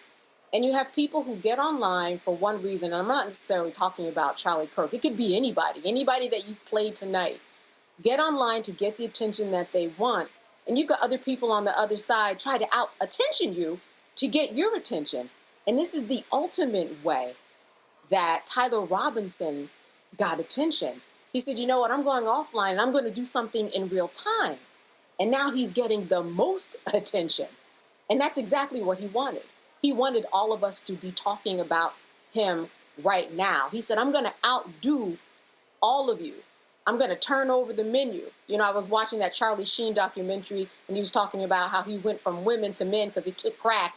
And he said he turned over the menu to men. He was like, anything else? That's how I feel about this young man. He was like, what can I do? Is there anything else I can do to out-conservative the conservatives that are out there? And actually, he did it. And I wouldn't be surprised if he's sitting somewhere in that jail cell and he's saying, I did it. I got exactly what I wanted. Everyone's talking about me. I reached my goal. And anything that you're doing on social media right now, I've just outdone. Yeah, I mean, it's just crazy. I mean, just watching these people. I mean, they literally are losing it. And if y'all have, so that idiot Dinesh D'Souza, felon, so he just said, like, this is their new thing. So now here's their new thing, y'all. Tyler Robinson is every conservative parent's worst nightmare. Send your kid to college where he is radicalized into a violent anti-fascist by the sly, scheming leftist professors. We need to put radical academia on trial along with its cherished product, Tyler Robinson. Y'all, the boy went to that university for one semester. And then, let me find it. Then apparently he was studying engineering. He was some apprentice something, some technical school. Like, these people are insane. They really are insane. They are grasping at anything what they cannot fathom.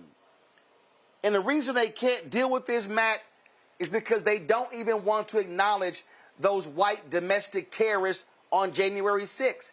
They refuse to acknowledge that there are nutcases, there are people who are violent on the right, and in their minds, even that idiot Eric Trump was on social, did some interview going, no bullets are coming from us, only the other side.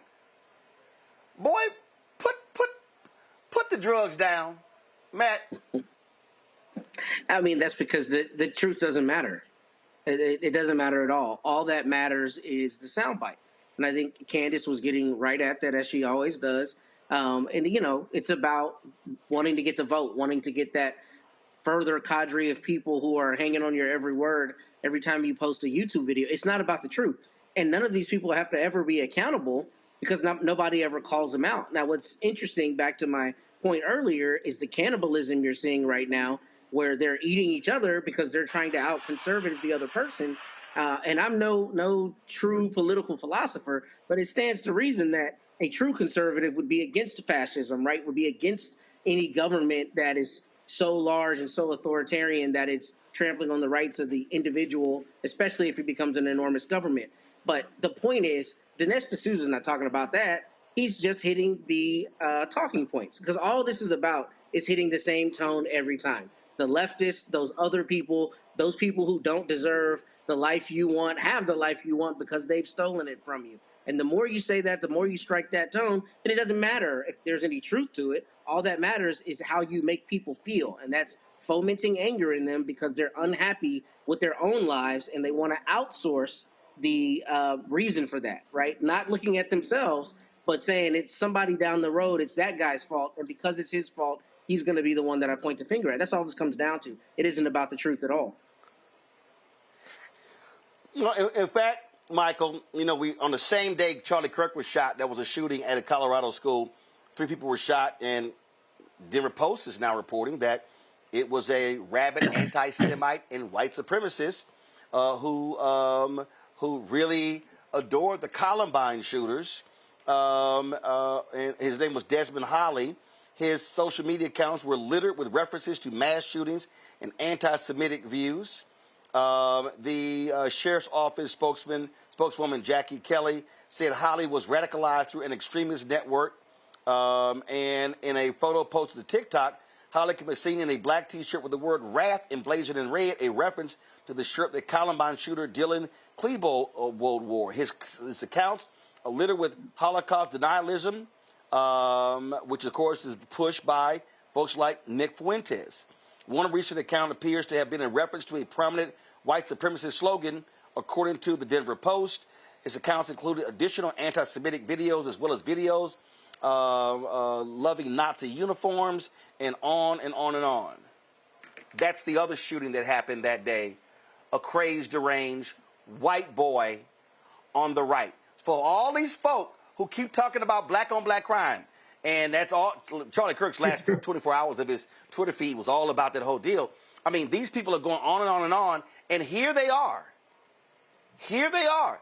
Like, we have a mass shooting on the same day Charlie Kirk got shot. Two white boys, heterosexual, not transgender. Yeah, where's Nancy Mace now? Yeah, you know, Roland. Yeah, so this is really deep. Now, first of all, after the shooting in Utah, is Donald Trump going to send the National Guard into Utah, to deal with the crime problem and deal with the murders? I'm just curious. But we have to understand these people are grifters. Nancy Mace, Nick Fuentes, all of them. These are grifters. Okay, and when you look at Dinesh D'Souza, the social media post from him trying to blame a college for radicalizing Tyler Robinson. Now, he went for one semester in 2021, pre-engineering major. But remember back in 2016 when Donald Trump said he loves the uneducated? The reason why they love the uneducated is because they can continue to manipulate them. And they can continue to point to other people and say, that's the problem. That's why your Medicaid is being taken. Oh, we're trying to get rid of the undocumented immigrants on Medicaid. So we're going to kick these people off. That's why you're losing your job. OK, this is what they're doing. And you mentioned January 6th, because I was going to mention this the first time around. You know, where was all the praying and talking about love and Jesus and forgiveness on January 6th? I ain't see any of that. When they were attacking police officers and assaulted over 140 police officers. A lot of these people act like January 6th did not take place. Act like that wasn't political violence. You know, they say the political violence is coming from the left. We've never done anything like that. Attack the U.S. Capitol, try to overthrow the government. These people are crazy. These people are crazy. And they're going to continue to fight one another. And African Americans need to step back and let them fight each other. All I'm saying, y'all, more details are going to come out about Tyler Robinson, and it's not going to be good for the right wing. It's not going to be good for them at all. And you know what? Y'all can't blame black people. Y'all can't blame the left. Y'all can't blame trans. Y'all can't blame feminists. Y'all can't blame. You're going to have to get that big-ass mirror and look at yourselves and look at, again, let me remind people, they're calling this guy a groyper. That's Nick Fuentes' group. This is the same Nick Fuentes who Kanye West took to eat a meal with Donald Trump at Mar-a-Lago. These people are eating their own, and they're losing it because they can't blame it on the left. Because there's nothing about Tyler Robinson that yells Democrat, progressive. And now they're trying to spin it, he was radicalized in college. Nope, that dog just ain't gonna hunt. Let me thank my panel, Candace, Matt, Michael, for being on today's show. Thank you so very much. Folks, I'm going to go to a break. We come back. I'm going to chat with Roland Parrish, Black McDonald's operator, as well as a philanthropist here in Dallas. Held a celebrity golf tournament today. Talked about black business and giving back. That's next. Roland Martin Unfiltered right here on the Black Star Network.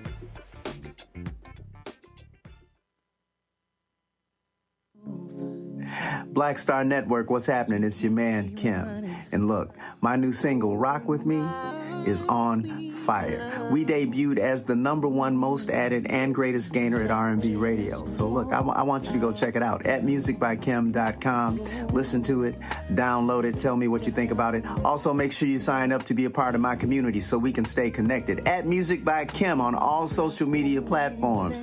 Thank you for rocking with me. And keep love on the one. 'Cause I want you to rock with me. We live in a strange world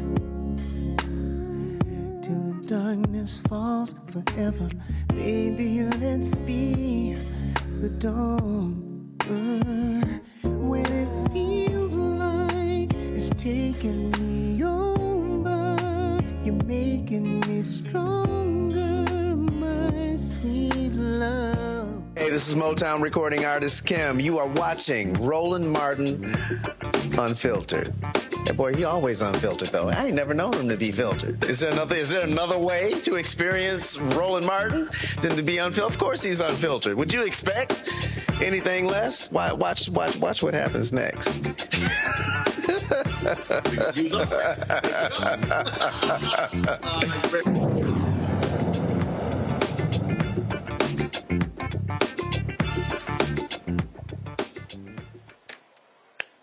Folks, I'm here in Dallas where Roland Parrish, who has been a longtime black McDonald's owner-operator, held his annual golf tournament benefiting his Parrish Family Foundation charity, supporting a lot of local efforts here in Dallas. We talked about that, talked about the importance of being a black business owner. Here is our conversation.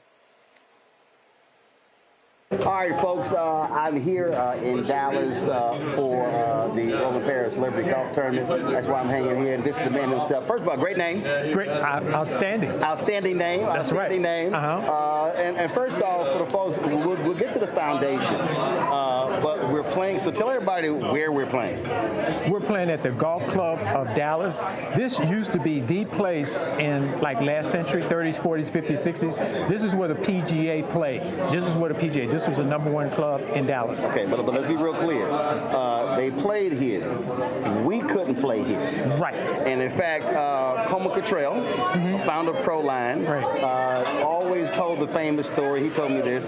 So he bought a house here, right off the course, and they came to him to let him know that wasn't no black people allowed.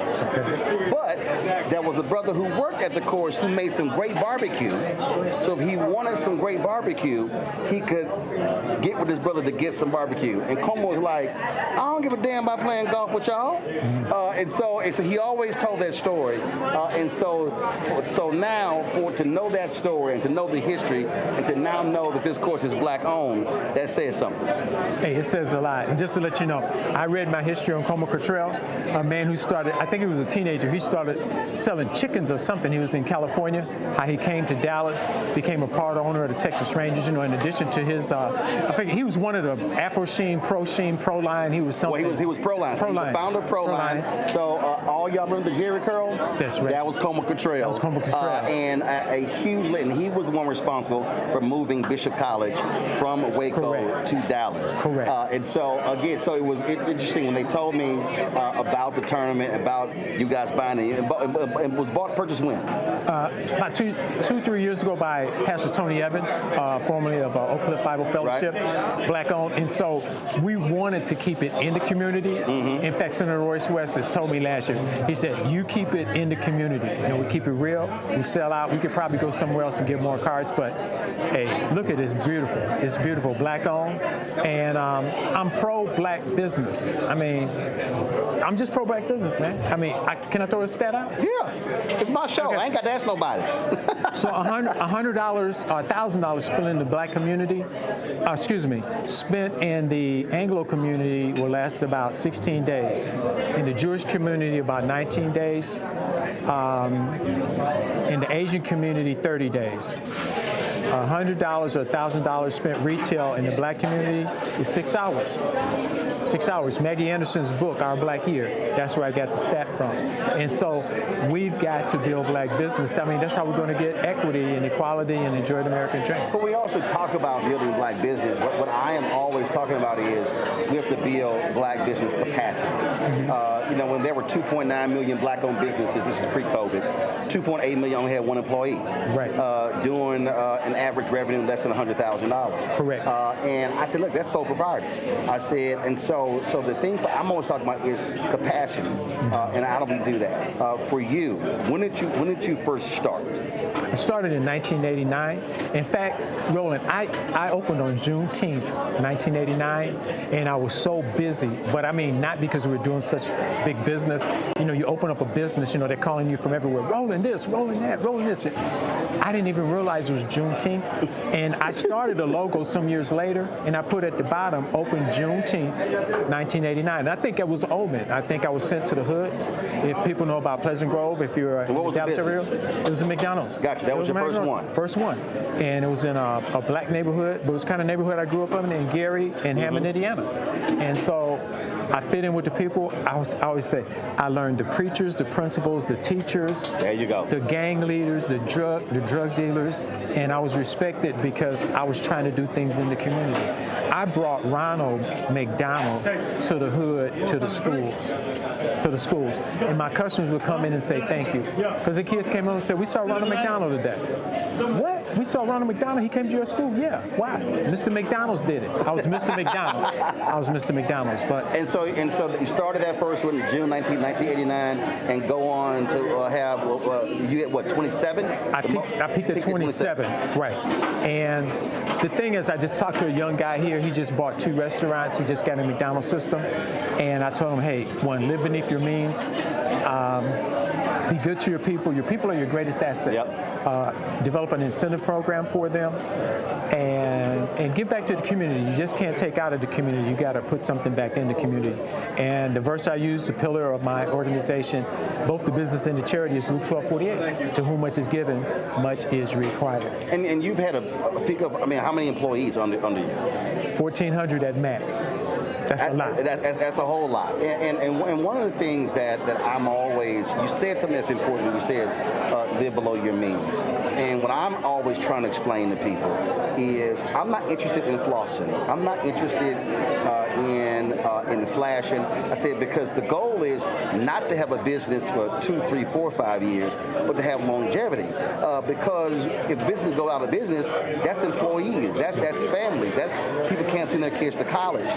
And so my whole deal is, it's like we had a discussion about Uncle Nearest and Pinky Colden. I said, listen, first rule, watch the money. Second rule, watch the person who watched the money. Okay. I said that's my first rule. And I just tell people, I said I don't give a damn about the biggest car, the biggest house, whatever. I said it's really, what are you building? You're building something that's people oriented. Mm-hmm. Yeah, when you mention that quote, it reminds me of a book, Succeeding Against Odds by Johnny Johnson. And when he started his first business, which is his Negro Digest, the bookkeeper's office was next to his office. And then when he moved to Michigan Avenue, you know, Ebony Jet, big time on Michigan Avenue in Chicago, she was not a treasurer, but her office was next to his. Right. When I worked for Exxon Corporation, 800 Bell Avenue, the U.S. headquarters, the executives were on the 42nd floor, the Treasury Department was on the 41st floor. So what I do is every morning,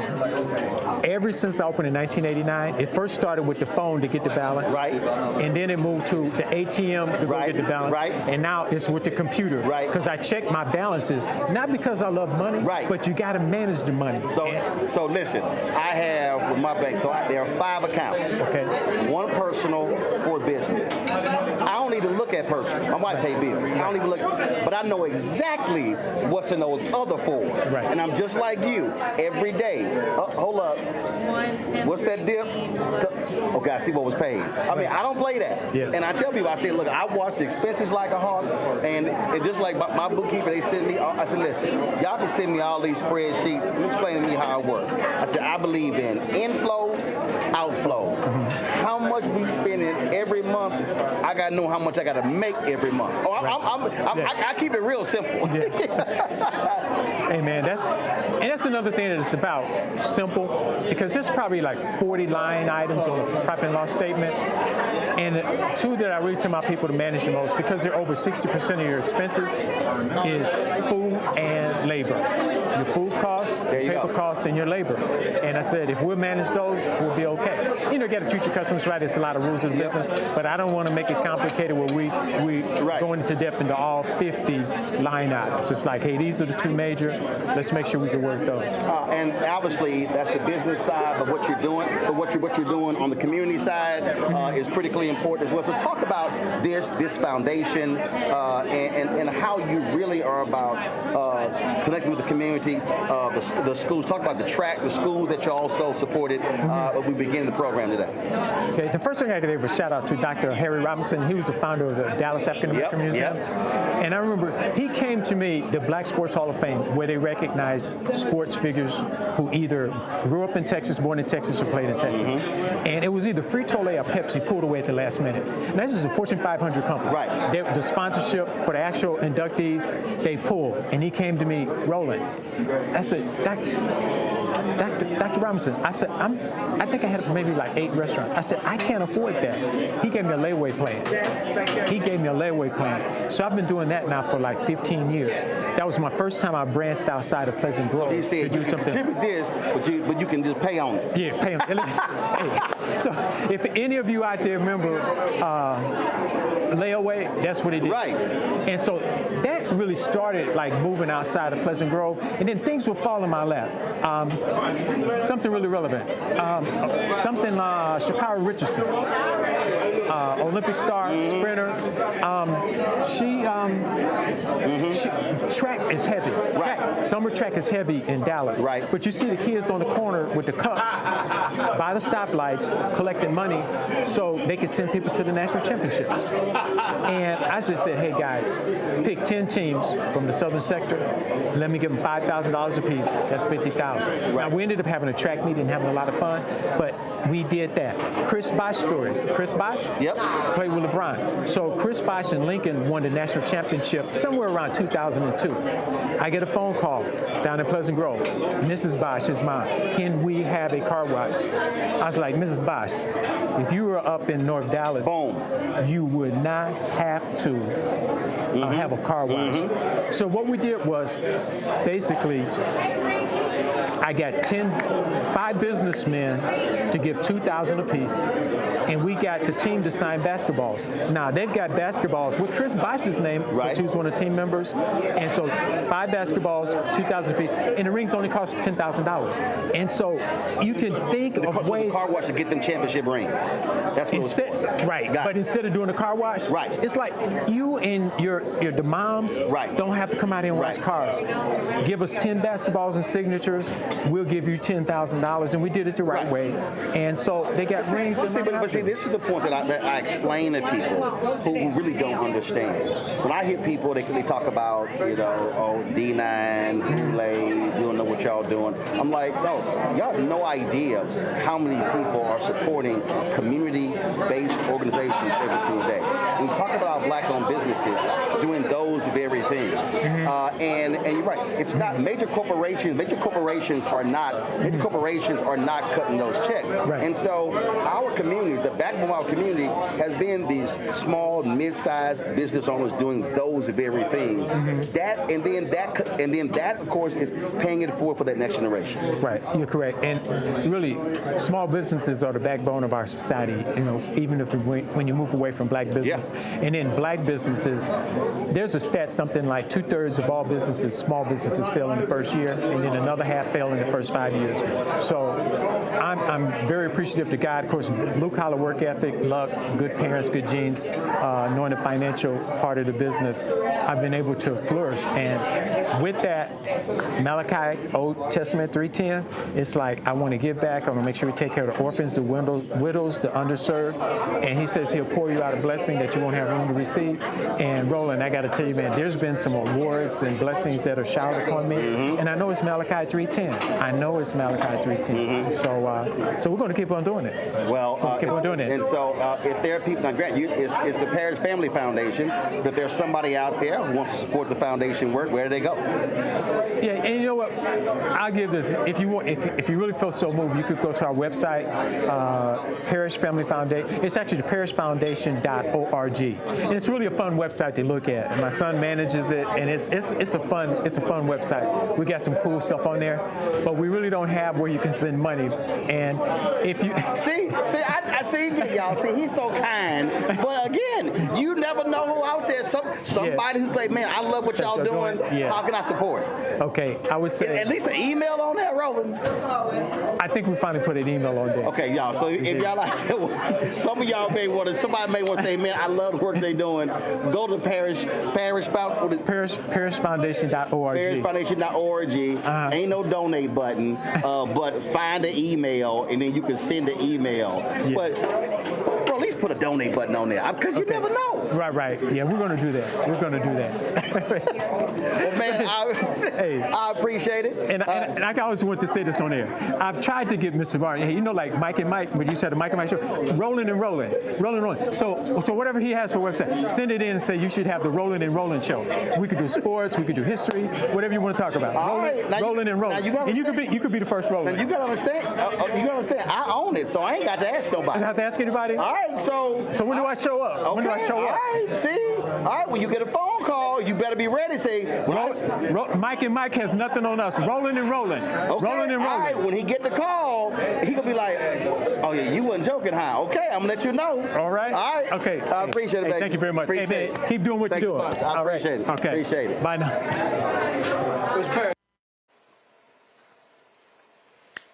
All right, folks. Now, the golf tournament was being hosted by my girl, radio show host, Lady Jade. Now, she recently started playing golf, and anytime she posts one of her golf videos on Instagram, she'll get a text from me with a critique.